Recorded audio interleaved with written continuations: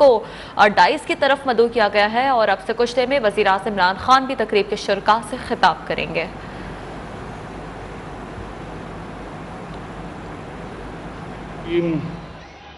ایاک نعبد و ایاک نستعین۔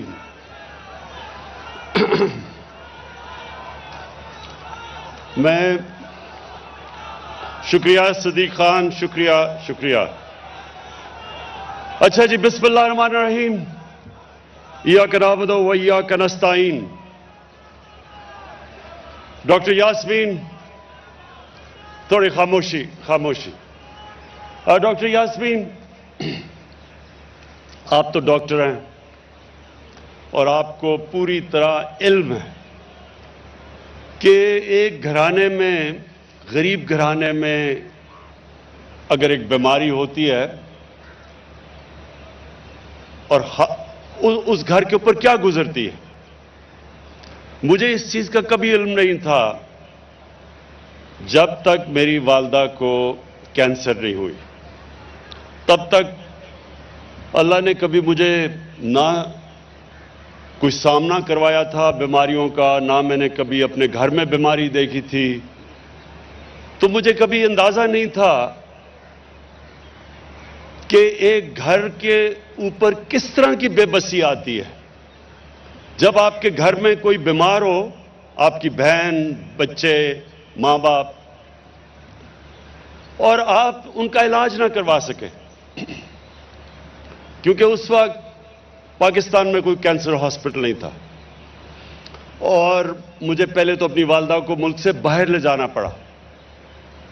پھر جب ان کی چوتھی سٹیج پہ کینسر چلی گئی تو مجھے پاکستان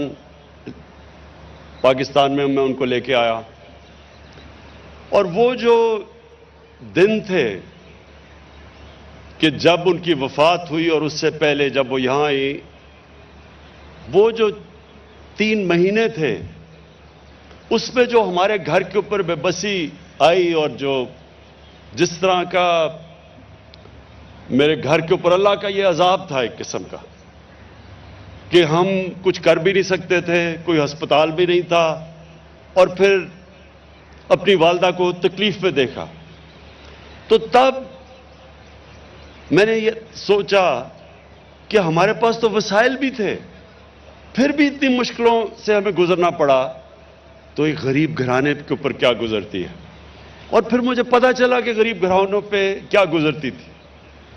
لوگ اپنا سب کچھ بیچ دیتے تھے، میں کینسر کی بات کر رہا ہوں، بہت مہنگا علاج ہے کینسر کا، گھر میں سب کچھ بیچ دیتے تھے، مقروض ہو جاتے تھے، مریض تو جاتا تھا، ساتھ گھر والے بھی تباہ ہو جاتے تھے۔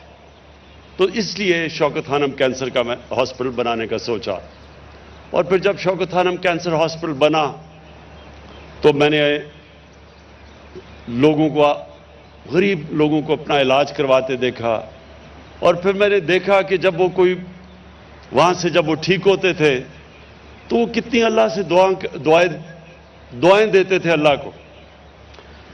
تو تب میں نے یہ میں بات کر رہا ہوں آج سے 25 سال پہلے کی، تو تب میں نے سوچا کہ اللہ نے اگر کبھی مجھے موقع دیا تو یہ ایک معاشرے کے لیے، اگر آپ معاشرے میں سب سے بڑا کام کرنا چاہتے ہیں تو وہ یہ ہے کہ آپ کے کسی بھی گھرانے میں یہ عالم نہ آئے لوگوں پہ کہ جی ہمارے پاس کیونکہ پیسے نہیں تھے ہم اپنا علاج نہیں کروا سکتے۔ یہ سب سے زیادہ مشکل وقت کسی انسان کے اوپر گزرتا ہے، بچوں کے اوپر اپنے ماں باپ کو دیکھ کے، ماں باپ کو اپنے بچوں کو دیکھ کے۔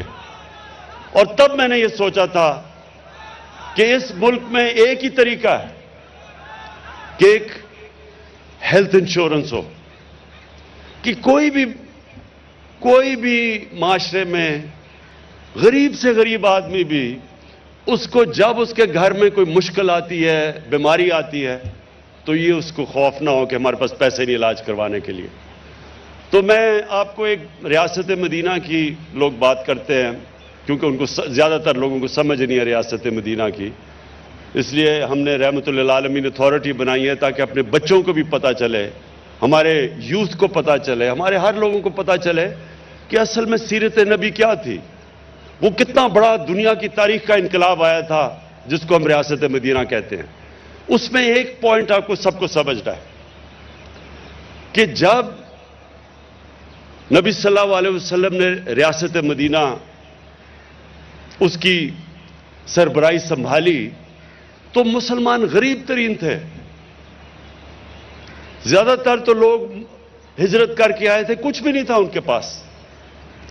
لیکن اس کے باوجود کہ غربت کی انتہا تھی, انہوں نے تب فیصلہ کیا کہ ہم اس کو ایک فلاحی ریاست بنائیں گے.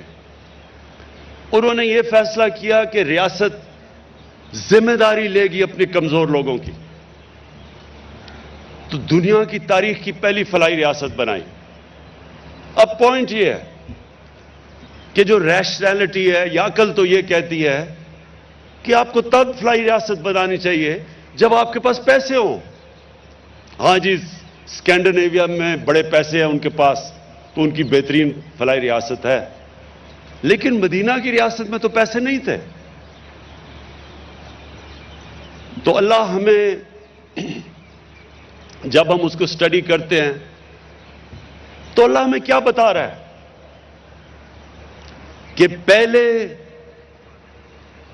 آپ ایک ریاست میں انسانیت لے کے آتے ہیں, پھر اس ریاست کے پاس پیسہ آتا ہے. جو ریاستیں انتظار کرتی ہیں, ہم تو کب سے انتظار کر رہے ہیں, 74 سال سے انتظار کر رہے تھے کہ پاکستان میں جب پیسہ آئے گا تو ہم اس کو فلاحی ریاست بنائیں گے. ہماری آبجیکٹو ریزولوشن وہ واضح کہتی ہے کہ پاکستان نے ایک اسلامی فلاحی ریاست بننا تھا, نہیں بنی, کیونکہ جو حکمران تھے وہ انتظار کر رہے تھے کہ جی پہلے پیسہ آئے گا, ہم امیر ہوں گے, پھر ریاست بنے گی, فلاحی ریاست بنے گی. لیکن مدینہ میں نبی صلی اللہ علیہ وسلم نے ثابت کیا کہ پہلے ایک انسانیت کا نظام آتا ہے, پھر اللہ خوشحالی لے کے آتا ہے. پہلے خوشحالی نہیں آتی اور پھر آپ اس کو فلاحی ریاست بنائیں. کیونکہ یہ میرا ایمان ہے کہ جب آپ اللہ کو خوش کرتے ہیں, اور اللہ خوش تب ہوتا ہے جب آپ اس کی مخلوق کی خدمت کرتے ہیں, اور انسان تکلیف میں ہوتا ہے کیونکہ اللہ تو سب سے زیادہ پیار کرتا ہے اپنے انسانوں سے, تو اس کی دوائیں لگتی ہیں. جب میں نے شوکت خانہ بنایا, ہاسپٹل کھلا, باہر سے ہم چیف ایگزیکٹو لے کے آئے, اس نے پہلی بورڈ میٹنگ میں کہا کہ جناب آپ نے اگر 5% مریضوں سے زیادہ مفت علاج کیا, یہ کینسر ہاسپٹل آپ کا 3 مہینے میں بند ہو جائے گا. یہ 1995 کی میں بات کر رہا ہوں. مارچ میں وہ میٹنگ ہوئی بورڈ آف گورننس کی. اس نے کہا کہ کبھی دنیا میں کوئی پرائیویٹ ہاسپٹل نہیں چل سکتا, کینسر کا ہاسپٹل نہیں چل سکتا جدھر آپ 5% مریضوں سے زیادہ مفت علاج کریں. 75% مریضوں کا ہم نے مفت علاج تب سے شروع کیا. آج سے آج تک دنیا میں واحد کینسر ہاسپٹل ہے جو پرائیویٹ کینسر ہاسپٹل 75% مریضوں کا مفت علاج کر رہا ہے. اور صرف وہیں علاج نہیں کیا, پشاور میں اتنا پیسہ ہے کہ دوسرا کینسر ہاسپٹل کھڑا کر دیا, اور تیسرا کراچی میں انشاءاللہ سب سے بڑا کینسر ہاسپٹل بننا شروع ہوا ہے. میں آپ کو یہ کھڑا مثال آپ کے سامنے ہوں. آج تک کوئی یہ نہیں بتا سکا کہ کیسے ایک پرائیویٹ کینسر ہاسپٹل 75% مریضوں کا مفت علاج کرتے ہوئے آج بھی چل رہا ہے. ہر سال پچھلے سال سے زیادہ پیسے آتے ہیں. 70 کروڑ میں جو ہاسپٹل بنا تھا, سالانہ خرچہ اس کا آج غریب مریضوں پہ 10 ارب روپیہ ہے. 10 ارب روپیہ سالانہ خرچہ ہے غریبوں کا علاج کرتے ہوئے. 70 کروڑ میں ہاسپٹل بنا تھا. اس کی کیا لاجک ہے؟ آپ یہ کیسے ایکسپلین کریں گے؟ سوائے اس کے یہ عقل سے نہیں آپ کرتے, یہ دل سے کرتے ہیں, اور اللہ کی برکت آتی ہے اوپر. اسی طرح پاکستان پہ اللہ کی برکت آئے گی. جب کرونا آیا میں آپ کو دوسری مثال دیتا ہوں. جب یہاں کرونا ہوا, آپ کو پتہ نہیں یاد ہے یا نہیں, 3 مہینے مجھے اپوزیشن نے مسلسل برا بھلا کہا کہ جناب یہ لاک ڈاؤن نہیں کر رہا. مجھے نریندر موڈی کی مثال دی کہ دیکھیں ہندوستان میں اس نے لاک ڈاؤن لگا دیا ہے. کسی نے کہا جی اس کے اوپر FIR کاٹنی چاہیے جو بھی مرتا کرونا سے. جو اپوزیشن نے, آپ کو پتہ نہیں یاد ہے نہیں, اسمبلی میں, اخباروں میں برا بھلا, میں نے کیوں نہیں لاک ڈاؤن پوری طرح لگایا؟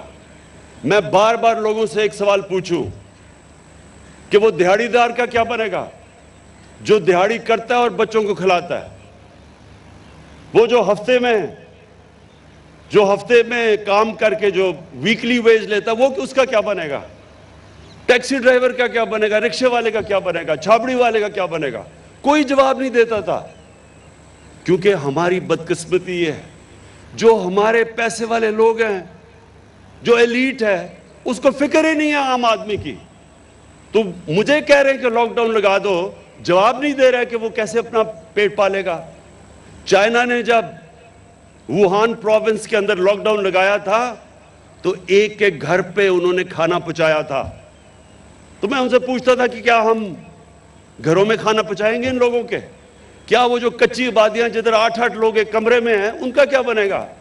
کوئی جواب نہیں دیتا تھا. لیکن لاک ڈاؤن لگا دو. آج پاکستان کی دنیا میں مثال دی جاتی ہے. دنیا آج مانتی ہے کہ ایک ملک, اپنی ہم بات نہیں کر رہے, یہ اکانومسٹ میگزین آج 172 ملکوں میں کہہ رہی ہے کہ جو ملک سب سے بہتر کرونا میں نکلا, اپنی عوام کو بھی بچایا کرونا سے اور اپنی معیشت کو بھی بچایا, وہ پاکستان نمبر 1 پہ ہے. ساتھ والے ملک میں دیکھیں کتنے لوگ مرے. ہندوستان میں, ہمارے ایران ہمسایہ ملک, ادھر کتنے لوگ مرے, ان کی معیشت کو کیا نقصان ہوا. اور اپنے ملک کو دیکھیں, اللہ کی برکت آئی یہاں, کیونکہ ہم نے میرا یہ ایمان ہے کہ ہم نے اپنے کمزور طبقے کو بچایا. ہمیں فکر کی کہ ان بیچاروں کا کیا ہوگا. اللہ ان کی آواز سنتا ہے. اور انشاءاللہ یہ جو آج ہیلتھ کارڈ لانچ کیا ہے, ڈاکٹر یاسمین, میں آپ کو اور خاص طور پہ عثمان بزدار آپ کو اس لیے خراج تحسین پیش کرنا چاہتا ہوں کہ جب میں نے آپ کو کہا کہ سارے خاندانوں کو آپ ہیلتھ کارڈ دیں گے تو دونوں کو شروع میں بڑا جھٹکا پڑا. 440 ارب روپیہ 3 سالوں میں خرچ کرنا ہے انہوں نے. 440 ارب روپیہ کہ اس ملک کی تاریخ میں کبھی نہیں سوچا کسی نے. اور یہ عثمان بزدار کا, کیونکہ مجھے پتہ ہے یہ اس علاقے سے آتا ہے جو سارے پنجاب میں سب سے زیادہ غربت وہاں ہے. یہ سمجھتا ہے کہ ان گھروں میں کیا گزرتی ہے جب ایک گھر میں بیماری آتی ہے. اور ڈاکٹر یاسمین, آپ نے تو خیر دیکھا ہوا ہے, تو میں آپ دونوں کو آج خراج تحسین پیش کرتا ہوں کہ 440 ارب روپیہ 3 سال میں ہیلتھ انشورنس پہ خرچ ہوگا. یہ کوئی تصور بھی نہیں کر سکتا تھا. لیکن یہ صرف ہیلتھ انشورنس نہیں ہے, یہ ایک ہیلتھ سسٹم ہے. اب پرائیویٹ سیکٹر آئے گا, ہاسپٹل بنائے گا. دیہات کے اندر, چھوٹے قصبوں میں جدھر ہاسپٹل نہیں, صرف گورنمنٹ ہاسپٹل ہے, وہ ڈاکٹرز نہیں جاتے. ڈاکٹرز اس لیے نہیں جاتے کیونکہ چھوٹے غریب علاقوں کے اندر ڈاکٹرز نہیں جاتے, وہاں خالی پڑے ہوتے ہیں basic health unit, district hospitals میں ڈاکٹرز نہیں. اب پرائیویٹ سیکٹر آئے گا کیونکہ سب کے پاس ہیلتھ کارڈ ہوگا, غریب سے غریب بھی اپنا جا کے علاج کروا سکے گا. انشاءاللہ آپ دیکھیں گے پاکستان میں ہسپتالوں کا جال پھیل جائے گا. ہر جگہ غریب سے غریب علاقوں کے اوپر پرائیویٹ سیکٹر جا کے ہاسپٹلز بنائے گا. تو مجھے اس سے سب سے زیادہ آج خوشی ہے کہ انشاءاللہ مارچ تک سارے پنجاب کے خاندانوں کو ہیلتھ کارڈ مل جائے گا. آخر میں بات کرنا چاہتا ہوں مہنگائی کا. انشاءاللہ ہم نے یہ جو اپنا احساس کارڈ، احساس ریشن کارڈ، ابھی آپ سب کے سامنے 50% آدھی آبادی پاکستان کی جن کی آمدنی 50,000 روپے سے کم ہے ان کو احساس کارڈ ملے گا۔ مہنگائی کے دور میں آٹا، گھی اور دالیں کریانہ سٹورز میں جا کے ان کو 30% اس پہ رعایت ملے گی جب تک کہ یہ مہنگائی کا انشاءاللہ سیزن نہیں نکل جاتا۔ تو انشاءاللہ یہ جو ہمارا مشکل وقت ہے، ساری دنیا میں مہنگائی آئی ہوئی ہے، اس میں ہم پوری کوشش کر رہے ہیں کہ اپنے لوگوں کے لیے آسانیاں پیدا کریں۔ اپنے عوام کے لیے یہ بھی میں کہنا چاہتا ہوں کہ 62 لاکھ سکالرشپس دے رہے ہیں ہم، 62 لاکھ سکالرشپ، 47 ارب روپے کی۔ پوری کوشش ہماری یہ ہے کہ غریب گھرانوں میں ڈیزرونگ سٹوڈنٹس کو ہم سکالرشپس دیں اور اوپر آنے کا موقع دیں۔ میں آخر میں پھر سے پنجاب گورنمنٹ عثمان بزدار آپ کو خراج تحسین پیش کرتا ہوں۔ یہ ایک لینڈ مارک ہے، یہ ڈیفائننگ مومنٹ ہے پاکستان میں، ہماری فلاحی ریاست کی طرف جو ہمارا توجہ اور راستہ ہے۔ شکریہ۔ تو لاہور میں پنجاب میں نیا پاکستان صحت کارڈ کے اجراء کی تقریب کا انعقاد کیا گیا ہے، جس سے وزیر اعظم عمران خان خطاب کر رہے تھے۔ کہنا یہ تھا کہ 62 لاکھ سکالرشپ دے رہے ہیں۔